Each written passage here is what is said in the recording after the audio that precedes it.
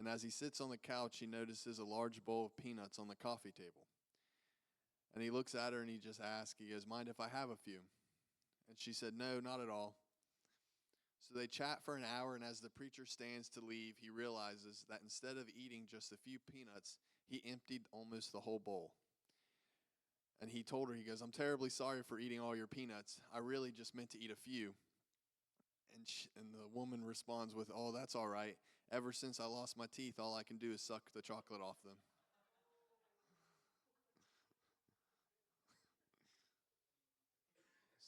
So, Pastor, if you go to somebody's house, don't eat the peanuts. So last week Brother Jet started with our new series, and he spoke about an on-time God, and it was a great message, and this will correlate with that last week. So we're going to be in John again, in chapter 12, starting at verse 1, and we're going to read through verse 8. It says, "Then Jesus 6 days before the Passover came to Bethany, where Lazarus was, which had been dead, whom he raised from the dead. There they made him a supper, and Martha served, but Lazarus was one of them that sat at the table with him. Then took Mary a pound of ointment of spikenard, very costly, and anointed the feet of Jesus, and wiped his feet with her hair, and the house was filled with the odor of the ointment.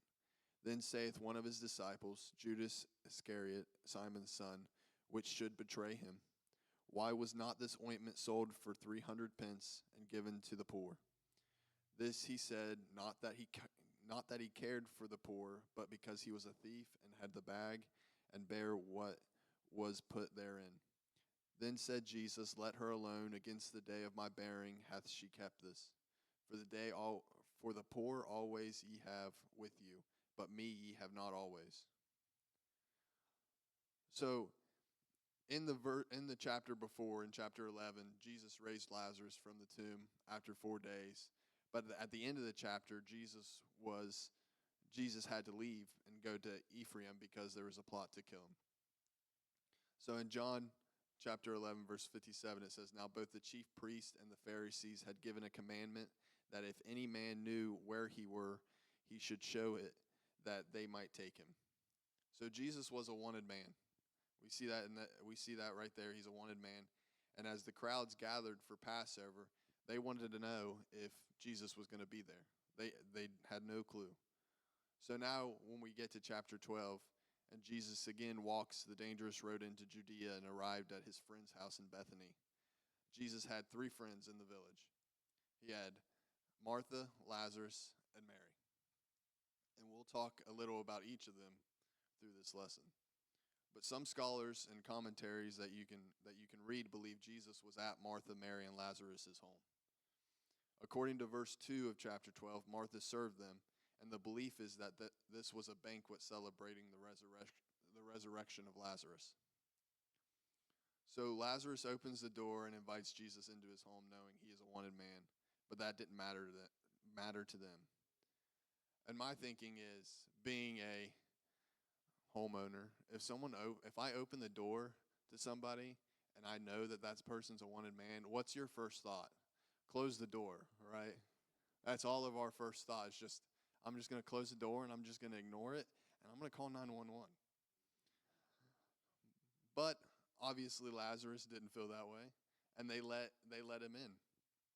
So we see Martha worshiping Jesus in this chapter by serving him. Martha was back and forth serving the meal, and hospitality was Martha's gifting, and she was using it to worship Jesus in these 8 verses. And she was doing what she was good at. She was doing what she was meant to do, was to worship Jesus.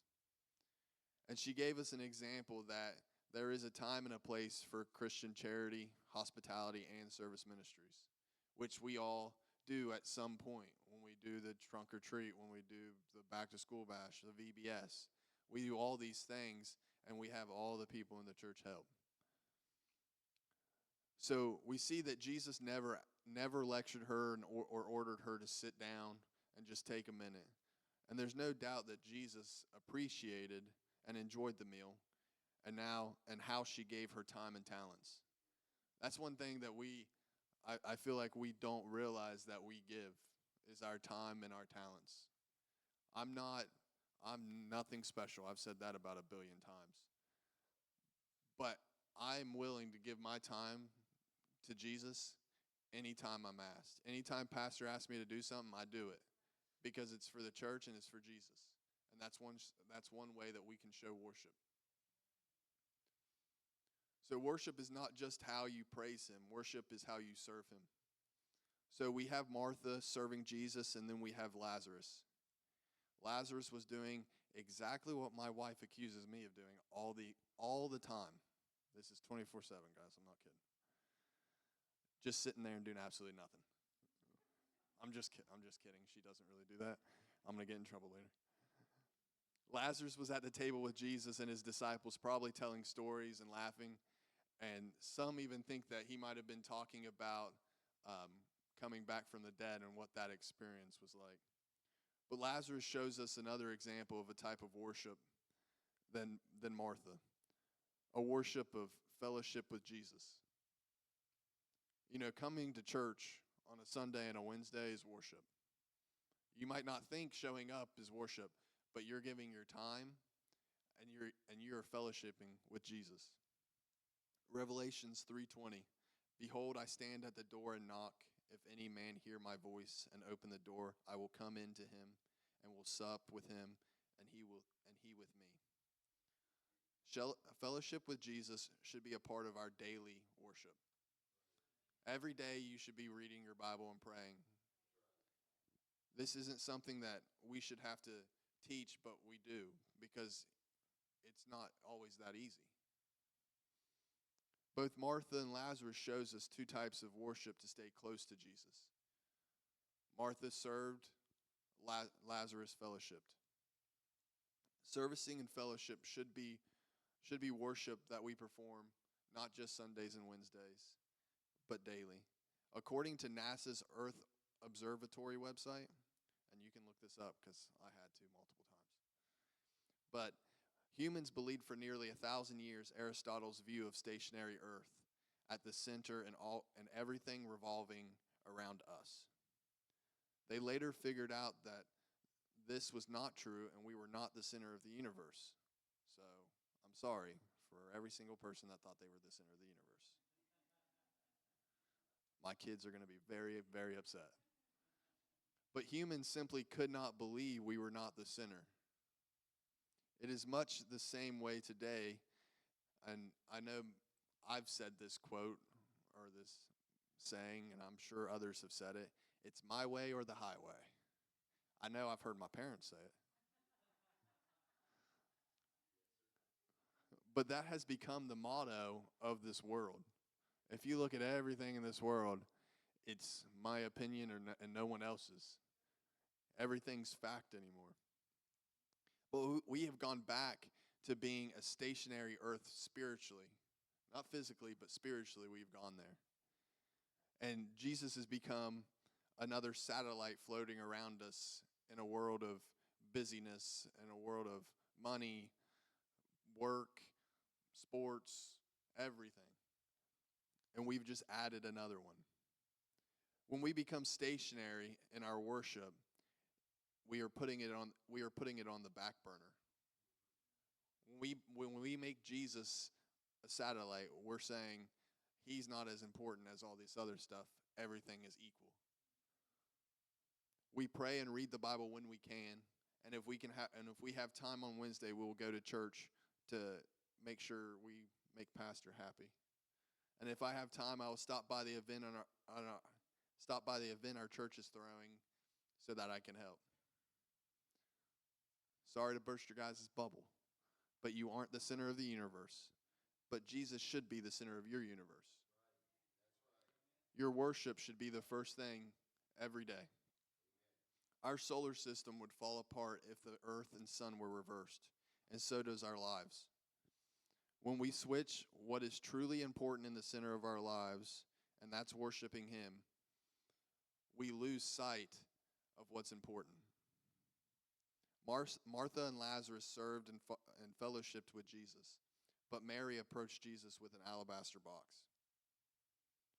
Mary had a pound of ointment in her alabaster box. She broke this box and she poured it on Jesus' feet. And then she unbound her hair to dry his feet. And I actually read that at the time, women would not unbound their hair. That was a big no-no. But can you imagine how dirty his feet were after walking from Ephraim? But Mary didn't care. She could have anointed his head in an act of honor, but she anointed his feet in an act of devotion instead. The financial value of her gift was enormous. In verse 5 of chapter 12, we see that the ointment could have been sold for 300 pence. And the type of perfume that this was in the alabaster box was spikenard. And spikenard is an aromatic perfume created from a plant that grows only in the Himalayan mountains. It takes hundreds or even thousands of these plants to be first picked, and then their oil was then pressed out to create a pound of this perfume. So just think how long it took just for that process of the picking of the plant. And once it has been pressed and they've taken out the oil, they then have to take it 3,000 miles from India to Israel, which in this time period was most likely by camel. Unfortunately, they did not have planes. So you think the process and why that perfume was so expensive was because of how hard it was to get. And this perfume Mary poured out on his feet was 300 days of labor, or about a year's wages. Could you imagine giving a year of your wages? You just say, here, pour it out on his feet. And not even, we don't know if she questioned it in her head. I question every time I buy a coffee. But this could have been her entire inheritance. This could have been everything she had. But she didn't care. I spoke with Pastor on Wednesday about this story because I honestly, I'm not going to lie to you, I kind of had a little bit of trouble with it. Because, I've heard this story 1,000 times in my life. You've been in church for more than 5 years. You've heard it at least 5 times. And in my first thinking was, we don't talk about Martha and Lazarus very much. We only talk about Mary in it. And they were both worshiping Jesus in this story as well. But it wasn't the worship itself that is what's important in the story. It was about the depth of her worship. Because it wasn't about the financial value. Martha and Lazarus gave what they would have given all the time. The disciples was always with Jesus. So Lazarus just gave what the disciples already gave. But it wasn't about the financial value. It wasn't about anybody else. It was about Mary giving it all in her worship. To Mary, it wasn't something that was going to make her rich. It was something that was going to glorify her Lord. To Jesus, it wasn't about the value of the perfume. It was about the outpour of the loving worship that he received from Mary. He was moved by those who offered whatever amount they had freely and out of a loving heart. Worship isn't always about giving offerings and singing worship songs.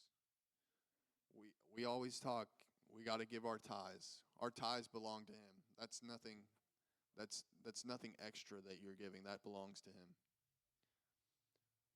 But Romans 12:1-2 says, I beseech you therefore, brethren, by the mercies of God, that ye present your bodies a living sacrifice, holy, acceptable unto God, which is your reasonable service. And be not conformed to this world, but be ye transformed by the renewing of your mind, that ye may prove what is that good and acceptable and perfect will of God. Nothing is more valuable to Jesus than giving our lives as worship by living holy lives and not conforming to this world. We live in a world that it's hard. There's sin everywhere. I mean, it's you walk out the door and you turn on the radio, you're going to hear it. But we see this in this verse. It tells us to live a holy life, acceptable to God. That is part of our worship. Our worship goes beyond this building. Our worship goes to our daily lives of how we live, how we talk, how we think, how we dress. But John 12:7 says, "Then said Jesus, let her alone. Against the day of my bearing hath she kept this." Jesus notes in that verse, Mary had intentionally kept the ointment for this specific moment. Worship is not always planned out. Sometimes I'll be in the car listening to the song and I'll start praying and worshiping. But more often than not, worship is a result of an intentional decision. My usual day consists of getting up at 6 o'clock or earlier to be at work till 2:30, 3 o'clock, then leaving there to go straight to a school where I coach soccer for practice at 4 to 6, then going home and being with Kelsey and the kids till they go to sleep, and then I go to bed and do it all over again. I stay pretty busy. I like to stay busy. And most of us live busy lives and have to schedule out our day. And we schedule when we pray and read our Bibles, and this is an intentional decision that we make. I know that every day when I'm at work, I get 2 15-minute breaks and a 30-minute lunch. So I know during one of those 15-minute breaks or during my lunch, every day I'm going to read my Bible and pray. And then when I am in my car on the way to practice, I'm going to pray. I make that intentional decision. Psalms 34:1, "I will bless the Lord at all times. His praise will continually be in my mouth." Sometimes we don't feel like worshiping. We're all human. I completely understand. Wednesday nights, I'm tired. I say it when we open service. We're tired on Wednesdays. We're halfway through the week. But we have to make that intentional decision just as Mary did to open our alabaster box and pour out our love and our worship. Sometimes intentional worship has to be standout worship. Now, back when I was young, I know I'm not old, Dad. Jeez. Making Pastor feel old over here. My bad. But back when I was younger, I'll change it, younger, and I'm assuming they still have it. I don't use it, but Axe body spray. Does anybody remember Axe body spray? Do they still have Axe body spray? They do? Okay. All right. I don't know. You would take that and you would spray it. And I'm not kidding you, within a second, that sucker filled the room. It was crazy. So you'd go to school or church camp, like Pastor just mentioned, and the whole area smelled like that, probably for months afterwards. But I know you women probably didn't use Axe body spray, but you might have dropped a container of perfume in your room, and then all your room smelled like forever was this perfume, right? Well, John 12:3 says, "The house filled with the odor of the ointment." So Mary's worship was impossible to ignore if you were in that house. I can't go into Bath and Body without getting a headache. I mean, I can't imagine what that house smelled like. So those that were at the table stopped and what they were doing and started watching Mary. Mary risked being called an attention seeker. Some might have questioned her sincerity, letting others know you care more about Jesus than what they think is part of worship. On Sunday mornings, when we're praising Jesus, you might be led to be the first one to come up front.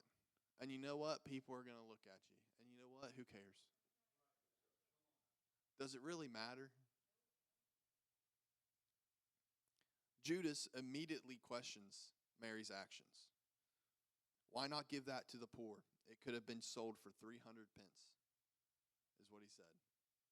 Mary never replied to Judas's criticism of her decision. How she just ignored it. She kept worshiping. You don't need to care what those around you say about your worship. Your worship is your worship. You just need to care what Jesus thinks about your worship. Worship is never about the onlookers, and there will always be onlookers. No matter what you do in life, there's someone watching, especially with cell phones. It is about the one receiving your worship. When you come up, it's about Jesus when you come up front. It's not about who's behind you. If you care more about what those think around you than what Jesus thinks, it will always stunt your worship. If you think about when you're praying up front, well,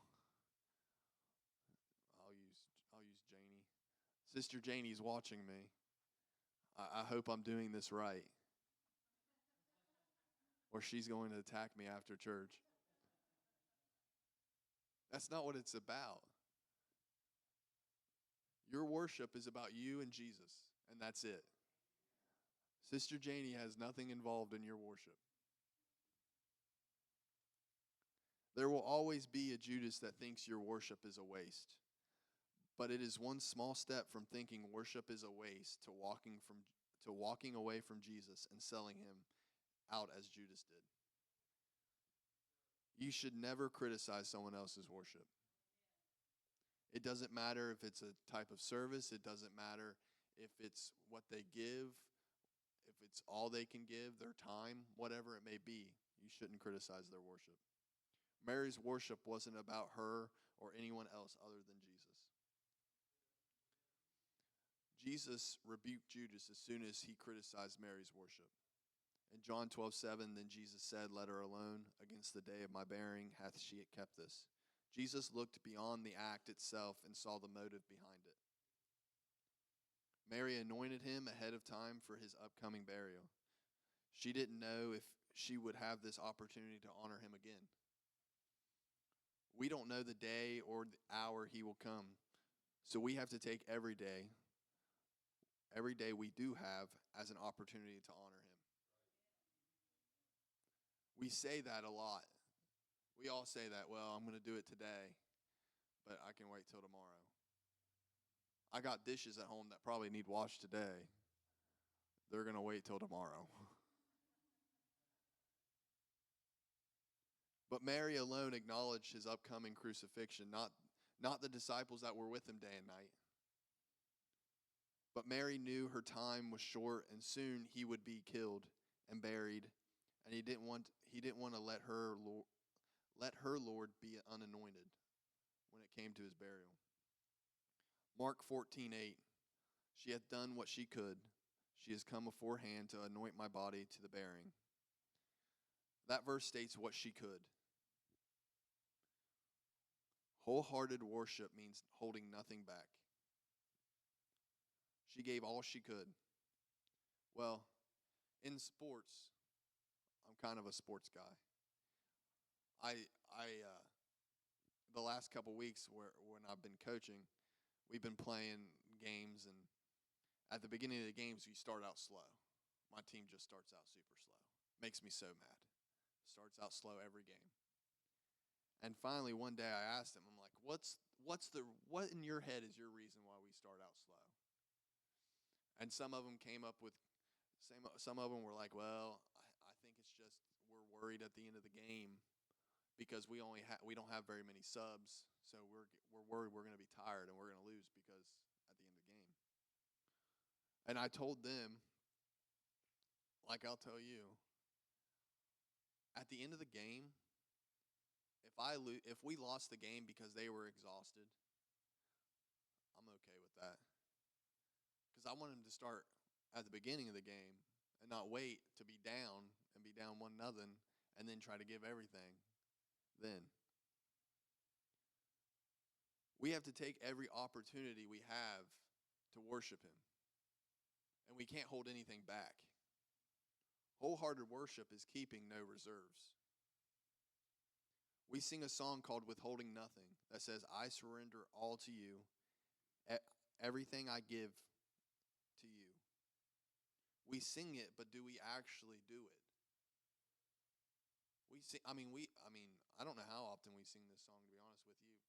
Depending on what pastor preaches, sometimes they sing it at the end, and we sing it as a prayer, and then the next day we're back to doing the same old thing, and we're giving them what we can't. Well, I got 1 minute, I'll give them 1 minute.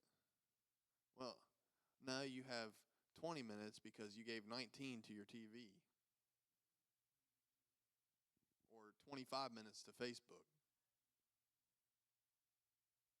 Jesus desires and admires that kind of worship. 2 days had passed since Mary poured spikenard over Jesus' feet. Spikenard was designed to linger for days, and this could have clung to his skin and clothes. If we could all stand, I'm almost done. As he went through trials, Jesus could smell the sin of Mary's worship. As he carried the cross to Calvary, Jesus carried that rich perfume of Mary's worship. Through all of this, Mary was the only woman who had the opportunity to anoint Jesus for burial. John 12:8, for the poor always ye have with you, but me ye have not always. We can't delay our worship today for tomorrow or for next week, because we never know if we're going to have next tomorrow or next week. Mary didn't know, so she took her opportunity. Today we have that opportunity. Mark 14:9 says, verily I say unto you, wheresoever this gospel shall be preached throughout the whole world, this also that she hath done shall be spoken of for a memorial of her. Mary's worship is still being spoken about 2,000 years later. Not because the cost of the ointment, but the worship of holding nothing back. The depth of her worship. As Mary's worship was dependent on her, so is our worship dependent on us. Jesus never looked at Mary and said, Mary, bring your alabaster box over here. He's not going to look at you and say, Brother Pettit, get up here. As Mary did, you have to make that intentional decision for yourself to have a wholehearted worship. No one can make that decision for you. We look at our time period, and as a PK, I've always been told, everyone's watching you. If I go out in the community, everyone's watching me. I've been down in Huntington, and people at Walmart have walked over to me and said, hey, are you Crystal Johnston's son? I'm not. I promise that happened. And my best friend looked at me and goes, dude, do you know everybody? I said, I have no idea who that is. They know my mom.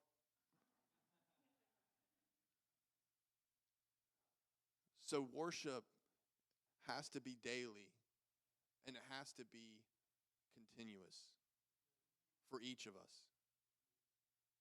And we're gonna about to pray, but I want you to take a second to think as we begin to pray. What type of worship are you at? Are you with Martha and Lazarus, where you give your daily amount just as the disciples did, but there's no depth? Or are you walking over like Mary and giving everything you have every day? So as we begin to pray, I just want you to think about that one question. Lord, I ask that you touch us today, Lord. Touch this message, Lord God, that we use it on a daily, Lord God. We worship you right now, Lord. We thank you, Lord Jesus. Touch us right now, Lord.